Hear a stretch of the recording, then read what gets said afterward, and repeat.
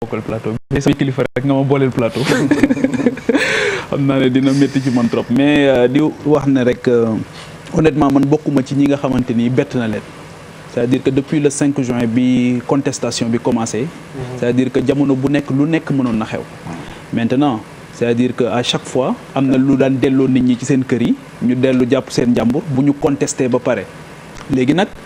caisse de résonance bi nga xamante ni xëy na mouvement de contestation bi doon na ko am su fekkoon ne un leader politique charismatique traditionnel comme Soumaïla Cissé moom moo ko porté xëy na dina wuute ak bi nga xamante ni imam Dicko moo ko porté tey jii imam Dicko forcément gën nañ ko def religieux gis nga tubaab yi dañuy niñ ciy interroger woo sax dafay bokk alors que sooy déglu imam Dicko il a tout sauf un discours religieux c'est-à-dire que dafay porter un discours boo xamante ni danaan les choses mën nañu changer mën nañu doxe neneen waaye discours bi dafa rompre ak li nga xamante ni moom mooy discours typique religieux boo xamante ni moom la ñu doon reprocher ñeneen ñi parce que li tax mu doon moytu loolu aussi mooy bëgguloon ñu dugal ko ci ñi nga xamante ni mooy terroriste yi islamiste yeeg yooyu donc daf ko moytu bu baax moo tax boo xoolee ni mu doon articuler discours am et loolu moo tax xale yi adhéré ci forcément parce que xale yi adhéré ci discours bi doon génn di ko topp jamono bu nekk mais peut-être que c'est pas des jeunes qui s'intéressent à la religion. mais ak implication wu armée bi est-ce que imam Dicko n'a pas perdu comme ni IBK perdrait. waaw est-ce qu'il n'a pas perdu. xam nga man réewu Afrique yi Pape Cheikh saa bu ci coup d'état amee te damay wax ci contrôle kilifa yi coup d'état bu amee ak accord militaire yi ñuy am ak les forces internationales. saa bu militaires yi defee coup d'état ak renseignement fi mu toll damay jàpp ne mën na arranger sax. puissance coloniale yi parce que accord militaire yi ñoom ñoo toll foofu parce que coup d'état du lu ñuy planifier tey xëy planifier ko dem dóor ko mu jeex c'est-à-dire que dañ koy xalaat am nañu ko nase am nañu progresser am fu ñu jóge am fu ñu dem ba def li ñuy def yëpp donc d'habitude coup d'état yi mel ni su amee génn ci loxo puissance coloniale bu mel ni France ak implication foofu depuis surtout boo suivre déplacement bi Macron def Mauritanie post-Covid première sortie Mauritanie la bi mu demee Mauritanie dafa wax ne action yi ñuy def yëpp actuellement ci avec le G5 Sahel dafa am ay retombées militaires mu ne léegi waaye nag sur le plan du développement muy exhorter sax IBK ne ko sur les projets de développement na nga ci gën a góorgóorlu mais am na donc ñoom niveau bi ñu nekk am plus de 5100 militaires ci zone boobu donc yu mel ni xew ba mu egg fii te amuñu ci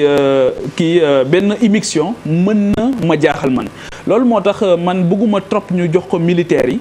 damay jàpp kay ne dañu court-circuiter mouvement de contestation bi amoon ndax xëy na kii ko jiite déranger na leen xamuñu ci lan la mën a déboucher et que peut-être qu'avec ça après ñu dem nag comme ni ñu defoon Libye ne comité de transition daal di dugal seen i affaire daal di indi seen i nit ñu taxawaat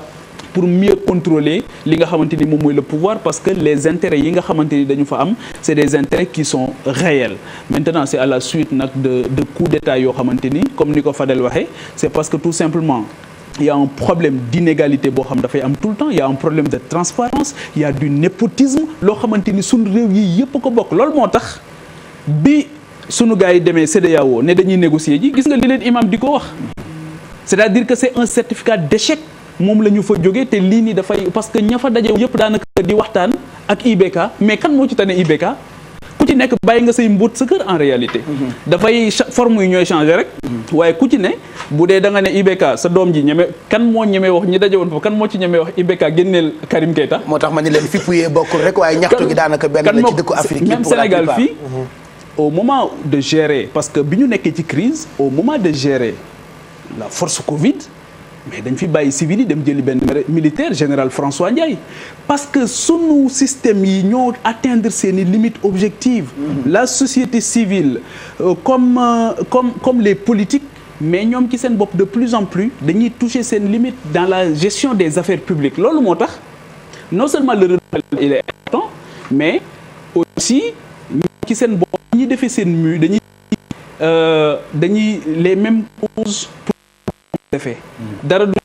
depuis 60 ans statu quo bi moo fi nekk boo jëlee surtout les pays francophones Afrique francophone fii daanaka wax dëgg fa yàlla sunuy feebar ñoo doon benn la voilà donc ñu ngi xaar